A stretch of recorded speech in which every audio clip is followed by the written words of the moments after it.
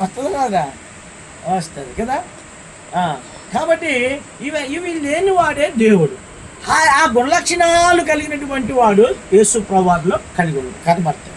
యేసు క్రీస్తు ప్రభువు శాశ్వతమైన ప్రేమతో మనల్ని ప్రేమించాడు.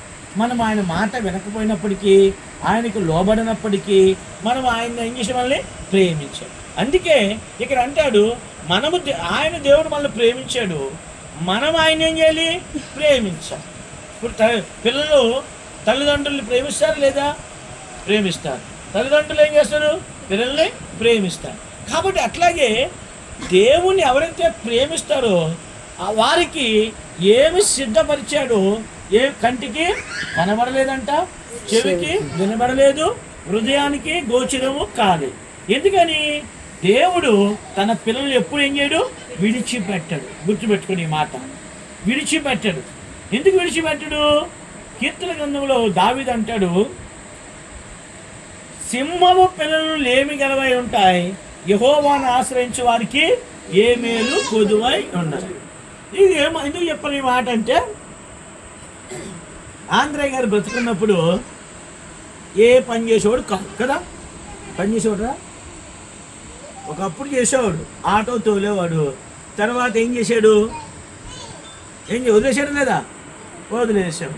కానీ ఆయన ఎప్పుడు చూసినా ఒక్కోసారి టక్కేసేవాడు కదా, బూట్లు వేసేవాడు. బూట్లు వేసి పర్సు తీసి పర్సు నుంచి డబ్బులు తీస్తూ ఉండేవాడు.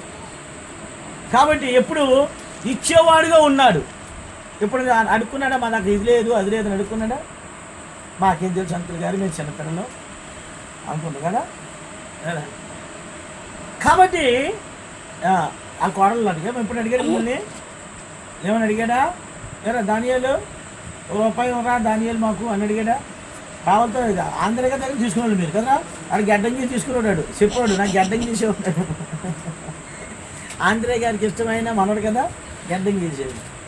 సరే, కాబట్టి సింహము పిల్లలు లేమి గలవై ఉంటాయి, కానీ యెహోవాను ఆశ్రయించు వారికి ఏ మేలు కూడా ఏమైండదు? కొదువై ఉండదు.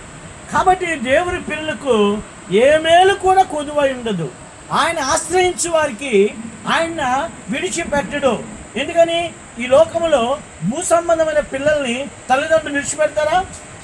వాడు మాట వినకపోయినా, మాట విన్నా మీరు నేను మాట అడుగుతారు. ఇప్పుడు రాజ్యాన్ని కానీ, శాంతిని కానీ, అస్మితని కానీ మీరు పూర్తిగా మీ అమ్మ మీ నాన్న మాట వింటారా? వింటావరా? కొన్ని వింటాం, కొన్ని వినం. అయినప్పటికీ కూడా వాళ్ళు మనల్ని ప్రేమిస్తున్నారా లేదా? ఎందుకు ప్రేమిస్తున్నారు? గట్టిగా చెప్పాలను కదా.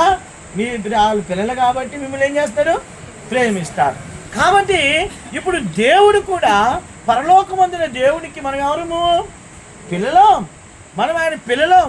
అందుకే ఆయన అడగకుండానే అన్నీ మనకు ఉచితంగా ఇస్తూ ఉన్నాడు, ఉచితంగా ఇస్తున్నాడు. ఒక మాట నేను చెప్తానే.